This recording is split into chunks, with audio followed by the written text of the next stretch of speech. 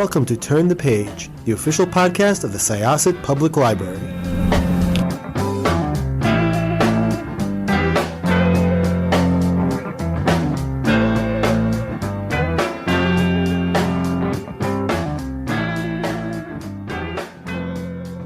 Hi, this is Jessica with Syosset Library's Turn the Page podcast, and I am here with the author of a book called The Possibilities, which was really cool. I'm going to actually invite her to introduce herself and the book in a second, but it's one of those books that I consider like almost like light sci-fi.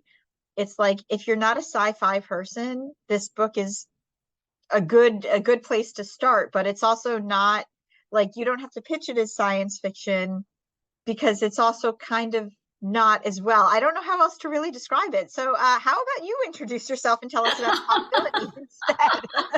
I liked that way of describing it. I think it's funny because in some ways, of course, it is sci-fi because there are science fiction elements, but really I think of the whole speculative part of the book as just like a metaphor to help me capture what it was like to become a mother. Like, it was just like, I was trying to figure out like, this is the trippiest psychological experience I've ever been through. It's nothing like anyone described to me. I need to capture this. And this metaphor that I use where it's like, basically like the simple idea is just that like, when a baby is born, the laws of physics briefly change so that parallel worlds can they interact for a little while. And that's it. And like, that's all the sci-fi that there is in there.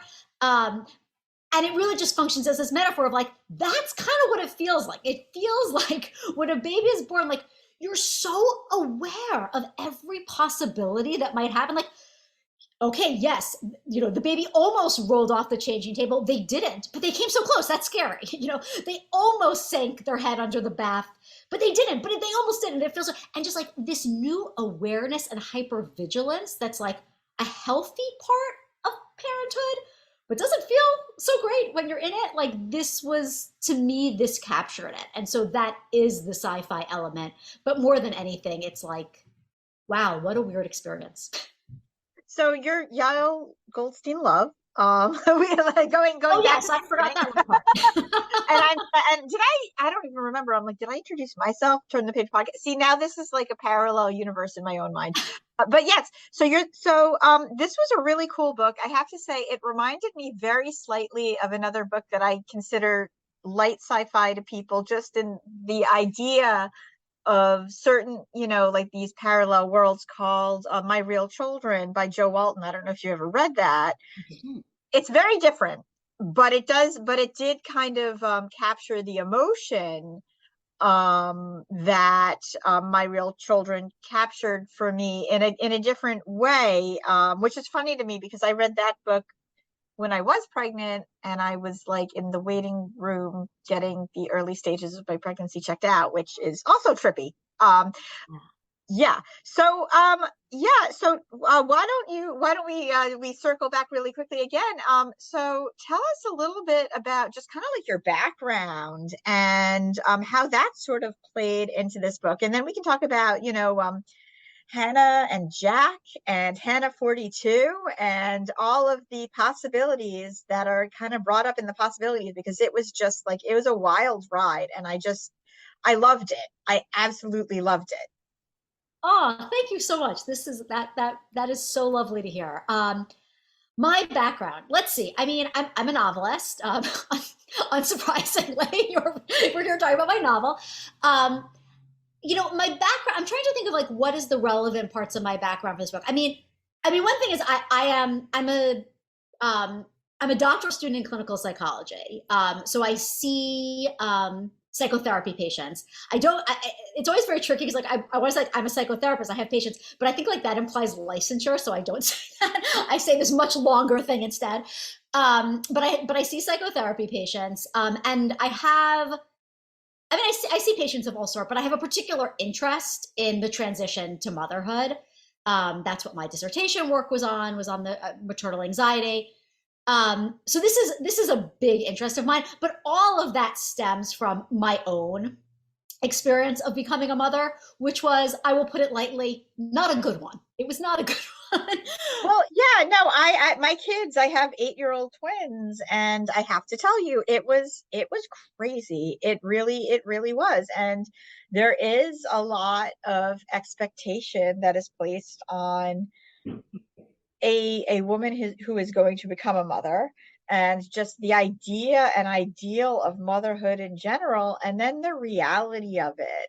And you wonder sometimes, like, why nobody really talks about it. Like, why doesn't anybody talk about the fact that, like, you can have anxiety while you're pregnant? It's not like this period of like when people talk about like PPD, for instance, it's always about, oh, this thing that happens after you give birth. Well, sometimes it begins when you're still pregnant. Sometimes it doesn't look the way that you think it's supposed to look, and then you wonder what's wrong with you. And that's kind of one of the reasons I wanted to ask a little bit about that background. But what interests me and what you just said is, so you went into that after your own experience. Well, yeah, I did actually. I mean, so I already had a master's degree in psychology, and so I'd already been practicing some, but I was working with people with severe mental illness, so like a lot of psychosis. And it wasn't until after I had my own child and had this experience of like a really very hard postpartum experience, that I started to think like, this is interesting. Like, not only is, I mean, first of all, as you say, like, we don't do a good enough job talking about it. I mean, motherhood, I mean, parenthood in general, but I think motherhood in particular, like, it's something where it's like the most complicated thing we're asked to do with like no training. Like, you don't have an internship, you don't have an apprenticeship, you have nothing. It's just like, and that's not the way it's supposed to work. We're just like thrown in there. And what we don't realize is, like, first of all, every aspect of how you were parented, of your own memories of childhood, things that are pre-verbal, because it's like we didn't even speak, like, they're all going to come rushing back. Sometimes when you're pregnant, like you were saying, sometimes not until the baby comes. So there is so, like, in addition to the actual difficulty of caring for this tiny human, there's like all your own personal stuff that comes up. And I think it's one of the richest possible times, to like look at yourself honestly and figure yourself out. And so that just became fascinating to me. And that's why I ended up, when I went back to school to get the doctorate, thinking like, yeah, this is what I want to focus on. Yeah. I mean, and I really agree. I mean, so my experience was not, I thought I had postpartum depression initially, and then realized that that was not what I had. So my son, so the beginning of the book where the child, like, it's not clear if the child's going to live or die. That was my birth. Like, that scene is my birth scene.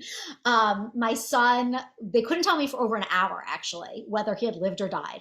So I was just lying in this recovery room, having no idea if this child had lived or died. And I had really a doozy of a postpartum experience as a result. Like, I mean, in retrospect, I now know that I was having post-traumatic stress reactions, and I was having, like, avoidance and re-experiencing all sorts of things, but I didn't know at the time what was going on. And I knew about postpartum depression, I knew about postpartum anxiety, and I had been trained as a therapist by that point, but I knew nothing really about the traumas. It's like there's so many forms of suffering that can happen in that period, and like, even when we think we're sort of doing a better job of talking about some of them, we're not allowing for the full spectrum of them. For sure. And this was just a really interesting way of exploring that. So basically, so Hannah has her son, but like in the very beginning of the book, it's almost like a cold open. Like, she had, like, okay, she's having this kid, and you're not sure whether this child lives or dies, but then she has this kid, she has Jack. But she doesn't have her husband anymore, not because he passed, but because he decided he's gonna check out.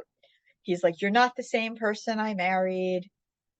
But she has Jack, and Jack kind of begins to blink in and out of existence, is the only way I could really describe it. And with that, like, the possibilities of what could or could not happen, both in with Hannah as a mother and Hannah's marriage with Jack, just kind of start to sort of swirl around each other. And without, I really don't want to give too much away, but there are different versions of Hannah out there that we find out. One of which, and I really loved this, is Hannah 42, which is a reference. And immediately I'm like, well, that's a reference to Hitchhiker's Guide to the Galaxy, which is always appreciated. And I loved that.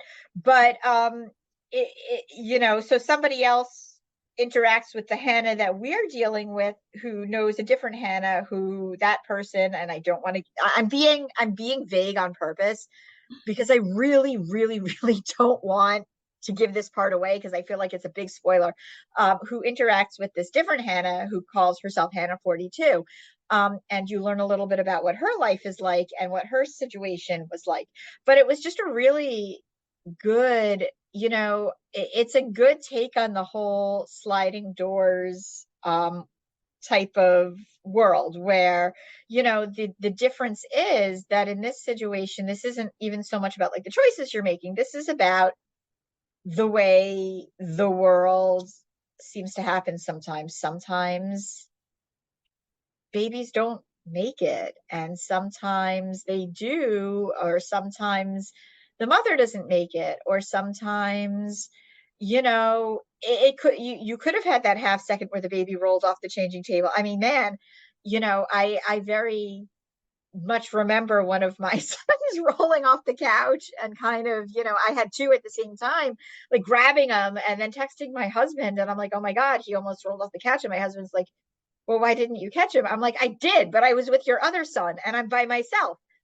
My husband's a wonderful person, but sometimes you have to remind him of how things are.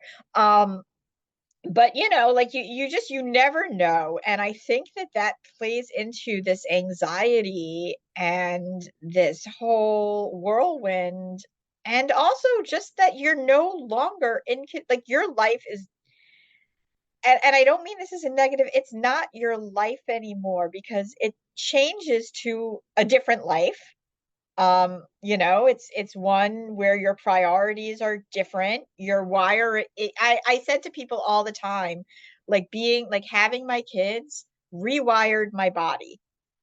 And I don't know if it's because they were twins specifically. I just think I had no frame of reference because I haven't had anything but twins and I never will. But, I think that it does. It rewires your body. It reprograms your brain, and you're not the same. And at the time, I know I considered it, and this is again, and it felt very negative, sorry boys, if you're listening to this years later, I love you very much. And obviously it all worked out well, but it was almost like this death of self. Right. And you're mourning being able to just like leave your house, you're mourning being, without like carrying a million things with you. You're mourning being able to go on a date without, I remember like talking to a friend of mine, and she and her wife were talking, oh, it's so hard for us to leave the house. And I'm like, yeah, I get it. And she's like, yeah, sometimes we're just tired. And in my mind, I'm like, I'm not trying to minimize. I promise you. It's just like, we have to pay money to leave our house without our kids. But also like, I need to have like money to do that. So that freedom comes with like an emotional and a monetary cost. And it's just the weirdest thing because everybody tells you this is the best. Oh my God, everything is going to be shiny. And it's just not the way that it works in general. It doesn't mean that can't happen. And it doesn't mean that some people don't have that.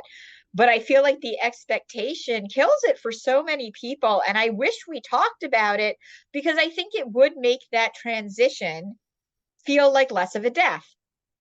I so agree. I mean, in some ways, I think that death is inevitable. Like in the way that, it's like, there's no way around it. Like I remember as you were speaking, I was having such a vivid memory, of when my son was like maybe a couple of weeks old. I walked into my bedroom and I wasn't holding him, which was very rare at that point. I wasn't, and I just burst out sobbing. And the thought that kept going through my head was, I used to be a person in this bedroom. And it was just like I had this feeling of like when I was in here, I could like lie down, I could read a novel, I could like if I was tired, I could rest. Like no longer. There was no longer that sense. And I think when you have a baby, there's a wonderful psychoanalyst named Galit Atlas, and she has this wonderful line where she says, having a child is a time of either breakdown or breakthrough. And she calls it's like this existential crisis where it's like, who are you? You can no longer be the person you were. So are you going to have a breakdown and like not be able to figure out who you are anymore and be a little bit broken forever? Or are you going to have some sort of breakthrough and become a different person? But either way, the old person's gone. Like that ship has sailed. And so I think in some sense that there's no way around that. And also simultaneously, I think you're so right that given that inevitability, even if you're also elated, even if it's also a shiny, joyous, la la la experience, as it is for some people, although I think it's never only that, it would help so much for us to talk about this honestly and say like, hey, nobody expects every marriage, for instance, to be the same. We know that every marriage is extremely different and often extremely difficult, even when it's also extremely wonderful. Same with this extremely, extremely complicated, intimate relationship, of course. And yet that's not how we speak about it. And so we come in thinking it's going to be the happiest time of our lives. And then we think something's wrong with us because it isn't. Absolutely. No, for sure. And it is really interesting to me because I have seen a trend in books that, where early parenthood and pregnancy are, it is like horror, suspense, sci-fi. And, somebody once said recently that like in a way, pregnancy is body horror, and it's bizarre. I mean, really, like it is bizarre but when you look at it like that, yeah, like, what else, what other genre would you see other than like sci-fi horror, like see a handprint pressing itself out of your body, or like, you're sitting and you feel this thing and you're just like, oh, that's a head coming out of it's a real weird physical and emotional experience. And you know even like just every period of motherhood thereafter, you're discovering not only new things about your kid but about yourself and how you react. And it puts your friendships to the test, it puts your marriage partnership to the test. And this book was just so good, and like there's so much more I want to talk about, but then I feel like if I do, it's going to tell people too much, and it's just sort of like a road that I feel like people really need to go on. So it's like, God, I don't know how else to say it. Like, yeah, it's about all the possibilities, and it's about a woman who just wants to her kid. Eventually, the blinking in and out kind of comes to a stalemate, and Jack's gone, and she needs to figure out why and what needs to be done if she wants to get her Jack back. And I say that just kind of leaving a crumb because there's a lot of context to subtext to what I just said.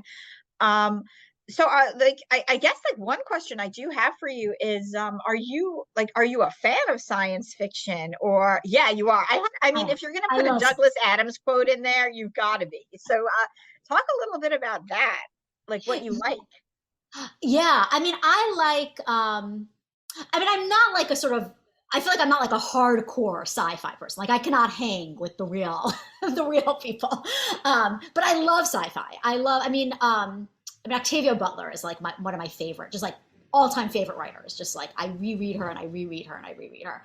But what I really love in sci-fi is exactly the kind of thing that I'm trying to do here, where it's like you take something that's not realistic. You change the laws of nature a little bit to get at greater realism, which is exactly what I think Octavia Butler does a lot. It's like you're trying to sort of show us something real and true about our actual world, whether it's the psychology or the societal or something about our real world that could only be captured by tweaking reality. And that's what I love in sci-fi. And it's funny. I mean, when you were talking about the horror, I mean, I love horror a lot as well. And actually, for me, a huge turning point in my own postpartum experience was I was just like, I was in a state of like such chaos, like just dark chaos and not understanding what was happening. And one of the worst parts of it was that I could not read novels. Like I thought like, okay, here I'm trapped on this glider, feeding this baby. I'm not kidding you. At every moment this kid was awake, he was eating. And so it's like, here I am, like I should be reading novels. That's what I love to do. But I could not, nothing could hold my attention until somebody recommended Victor Laval's The Changeling. Have you read this book? I love that book. I love everything he wrote, but that book, it was a lifeline because it held my interest and so I wasn't alone in the long empty night where I'm awake with this kid, but also it gave me this completely different sense of like how I could think about my own experience. It was like horror. Like the genre of horror is a way to make sense of what is happening to you. And this was like many months before I even started thinking about the book. This was just like the genre for my own internal narration. And it was truly life-saving. It really was. It's funny because for me, I got like, I've always liked horror, but like I got really, really into it during the pandemic. And, it's so funny. It's like people either tell me, oh, it was romance or it was horror suspense. And because I think that both of those things have like this emotional, physical thing that they make you react to, it's a real, like both of those things are very deep, emotional experiences. And that is what parenthood is, and that is what all of that is. Yeah, that's really well said. You're right that that's so interesting that during the pandemic that's what could keep your interest. And I think I think that you're right that maybe in these periods where things are so intense, yeah, that those are times when we gravitate toward those genres where the writing and the feelings are so intense right on the surface. Yeah. So just like a few other things. So the relationships, that there's like, I think like there's a bunch of relationships in the possibilities. There's Hannah's relationship with her estranged husband, Hannah's relationship with her therapist, which was very interesting. And then there's like her own mother, who's sort of like, again, this is a situation where if I talk too much about it, it's going to give too much away. But her own mother, who's a bit of a mystery, and then sort of these like, I don't know how to describe them other than they're like travelers who sort of are part of her life without her realizing it. How did all of the characters and their relationships kind of grow together? What a good question. Um, that's such an interesting question. I mean, I think that they all, in a way, grew separately. I mean, I always start with my main character and just sort of thinking about who is this? Who is this? And why are we entering their life right now? Um, and and so in trying to think about like why is this story happening right now? Um, the relationship with her husband felt like an incredibly important part of that. I really, the sense of like he's not in this with me, like the hard time I'm having adjusting to motherhood has somehow alienated the one person who could have been in this with me. And so now I'm completely alone in this. And that, that felt very important to me, to sort of to get at how lonely it can feel, even when the relationship is going well. I mean, it's kind of like what you were describing, when one of your kids falls off the couch and you have to remind your husband, like, yeah, I had the other one. Like, yeah, and I think and that is kind of a good point there, that you just said. It is very isolating. It is one of the most like feeling alone with another person, but this is the person you've grown in your body, or if you've adopted, like that you've been waiting for, and like you're supposed to feel like you're just connected to everything. And even if you feel this intense connection to your child, even feeling an intense connection to your child, somehow you're isolated, and it just does not make any sense. And it's so hard to explain. yeah.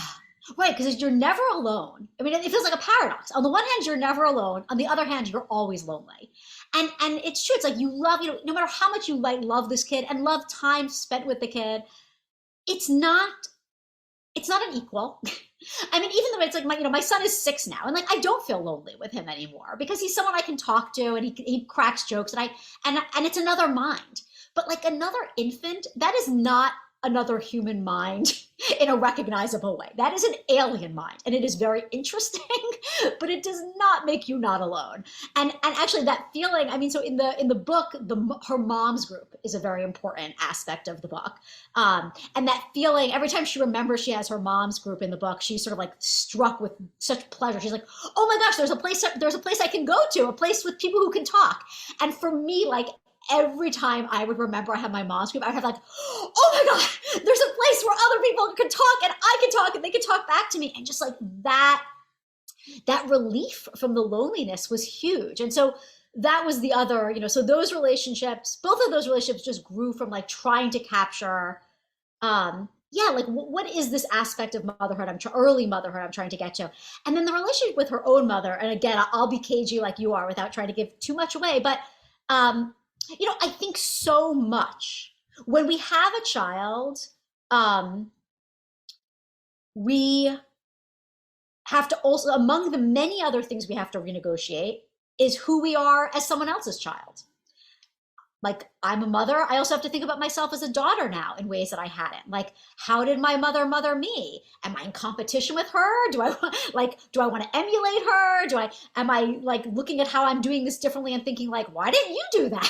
Like there's so many complicated things. And so I think that, I really wanted to get at how mothering our own children really requires this reckoning with our own experience of being mothered. And again, that, it all became a metaphor for that. For sure, man. I just love this book so much. And I really, again, this is like, it skirts the line of so many things. It is definitely a book for a book club, because I do feel like it's very discussable. I mean, most books are very discussable, but I feel like this is one where it's not, it's a very different type of book. Okay, so we're not talking like literary fiction, discuss it, but it's discussable, and it's fun because it has that sci-fi aspect of it. And there's just so much there, but it's also just a fun read, and it's very, it feels very much like a trip, very much like motherhood does. And you're really wondering, about all of these different worlds, and whether or not Hannah's going to be reunited, or it's a really, really good book. And I just want to thank you so much for writing it and for chatting with us about it. Thank you. I so appreciate you having me, and this has been such a joy. So The Possibilities comes out the end of July. So by the time this airs, it will be out. I believe we are airing it on Pub Week, which is fabulous. Great. So go check it out. Really check it out of your local library, your favorite bookshop. Really, it's a really, really good book. Whether or not genre fiction is your thing, this book is. That's my blurb for it. Can I put that on everything? I Yes. love it. Yes, do it. All right. So once again, this is Jessica with Syosset Libraries Turn the Page podcast. Our guest today was Yael Goldstein-Love. and we are going to close this chapter of Turn the Page. It's time to close this chapter of Turn the Page. Join us for the next episode.